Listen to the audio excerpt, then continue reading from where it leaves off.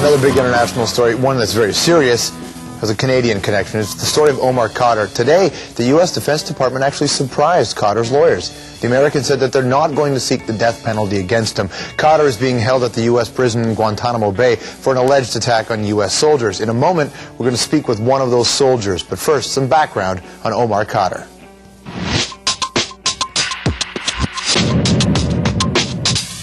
This is Omar Khadr. This is his father Ahmed and his mother Maha El Samna. Now, mom and dad are significant. You see, the Khadr family hung out with this guy, Osama bin Laden. They even lived in the same compound. So young Omar got swept up in the war on terror.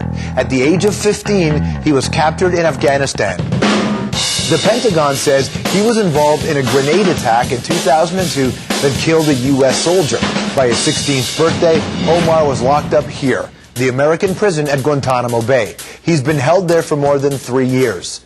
On Monday, the United States charged him with murder, attempted murder, and aiding the enemy. The U.S. has declared him an enemy combatant. So he'll face a military commission, not a court of law. And under the military's rules, he won't be allowed to attend the entire trial or even know the evidence against him.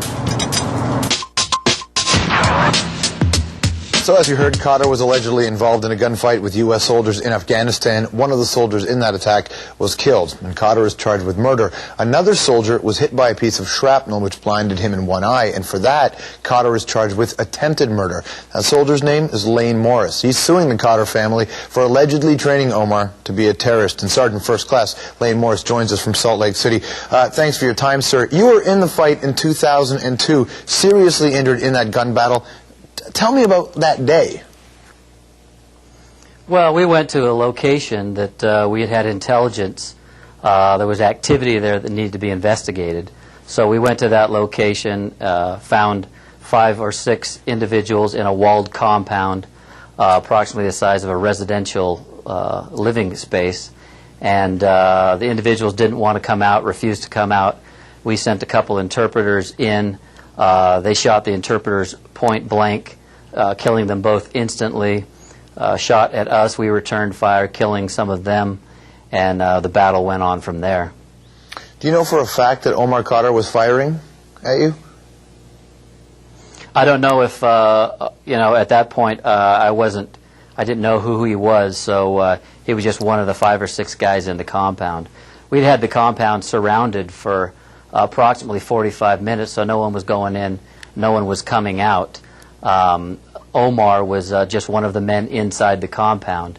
I don't know if he threw the hand grenade or not, or just shot his rifle.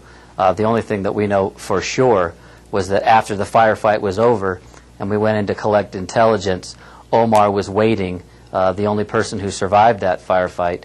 He was waiting, and when U.S. personnel got close enough, he popped up, threw a hand grenade, shot his pistol, and that was the hand grenade that killed Chris Speer. Now, are you surprised that there was a murder charge filed? Because this was a war, and you were fighting in a war, and he was a soldier, and this kind of thing happens in a war. Don't the rules of war apply? He was a soldier on one side, you were soldiers on another side? Well, I'm not an attorney, but I know he's not a soldier. That's an insult to anyone who puts on the uniform of their country and serves honorably. Omar Khadr is part of a network of criminals. They're terrorists. They're not soldiers, and to call them a soldier it does dishonor to those from Canada who wear the uniform of their country, as anyone does wear the uniform of their country. Well, and the thing about the term soldiers, you apply it as you see fit, but it was a war, so there was one side versus one side. Now they're no longer seeking the death penalty. How did that make you feel when you heard that? I'm fine. What I'm pushing for, what I think we've all been pushing for, is some type of resolution to their status, and then some type of trial or tribunal or whatever that will assign some degree of guilt or innocence, and then have some punishment attached to that. When you found out how young he was, the fact that he was a 15-year-old boy, and anybody who knows that when you're that young in that situation, your circumstances as a kid have a lot of impact on you. How did that make you feel? I don't care. That was not the actions that day of a 15-year-old. I have a 15-year-old son. Omar Khadr chose to start that firefight again after it was all over, after all of his comrades were dead.